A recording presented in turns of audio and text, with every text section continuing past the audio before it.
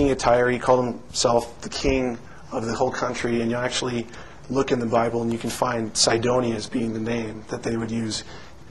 It was also known as Phoenicia by the Greeks, but that's kind of a derogatory term too, because Phoenicia just means red men. The red men came from there, and there's conjecture over it was maybe the dye industry dyed these guys who, when they would go and trade with the Greeks, they'd have all this purple dye on their hands and stuff. But I think it has a lot more to do with the idea that Mars was part of their culture. Mars, their red planet. And even the face on Mars has some precedent in the Bible. It's in Ezekiel 41:18 and 19. The panels of the holy place, and this is talking about a temple that doesn't exist yet, in Jerusalem, were made with cherubims and palm trees. So the palm tree was between cherub and a cherub, and every cherub had two faces, so that the face of a man was toward the palm tree from one side, and the face of a young lion toward the palm tree on the other side. It was made throughout the house, and that's exactly what we have here. According to the research that Holden's been doing, and according to this precedent that's been set out, defining cherubs, defining what's going on Mars, Holden told me that it was a very strange thing I had, this idea that there's angelic civilizations somewhere, or that they existed, that they could ever manipulate anything into a structure. But the Bible actually says that's exactly what they did. In fact, they taught men civilization. They were the ones that caused humanity to build their greatest edifices. That's just basic.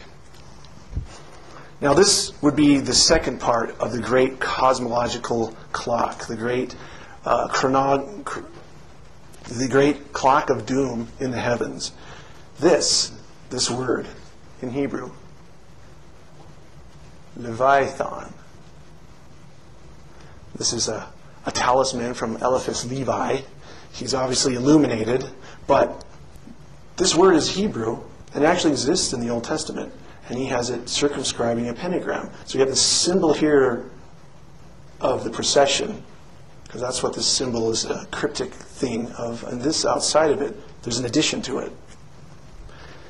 Leviathan here, he has resolved a little bit clearer with a snake eating its tail. And the reason he's done that is because Leviathan in Hebrew actually means a serpent that's joined together. You can see serpents joined together. In antiquity, a lot of esoteric sort of occult lore. This is actually a New Year's card, so it's associated with the turnover of the New Year. You can see here in Hebrew, Leviathan, Happy New Year. Always a serpent or a fish eating its tail.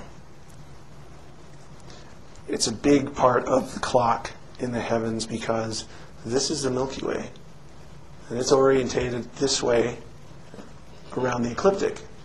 So this would be the star, the major hand of this clock. And this will be the lesser hand, which will resolve the hour with the greater clarity.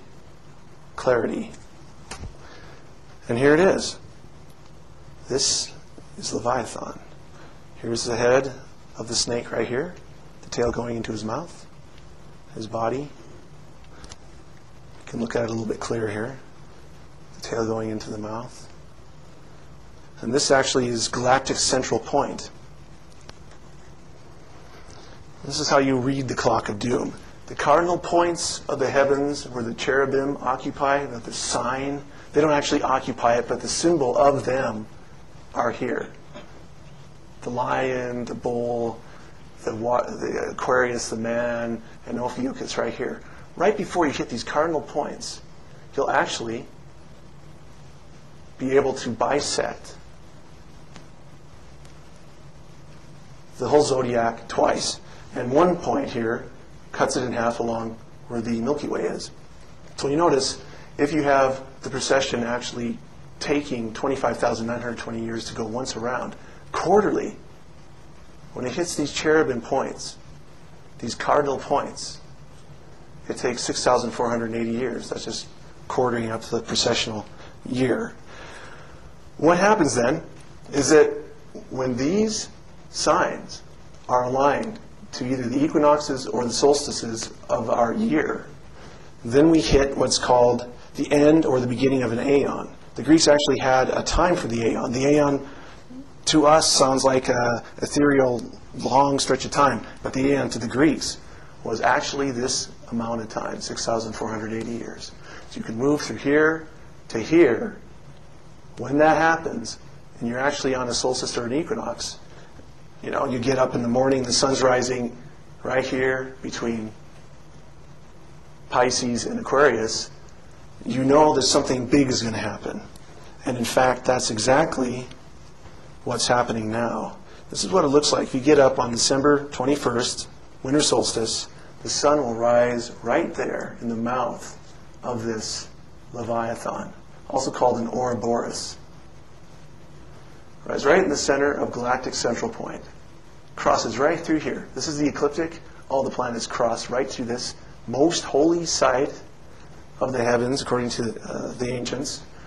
And you can see here, this is Sagittarius pointing right to the mouth here. Right before you get to where the proper symbol of Ophiuchus, the serpent holder, would be here. The Greeks would call this actual configuration a syntelia, which means the dividing point.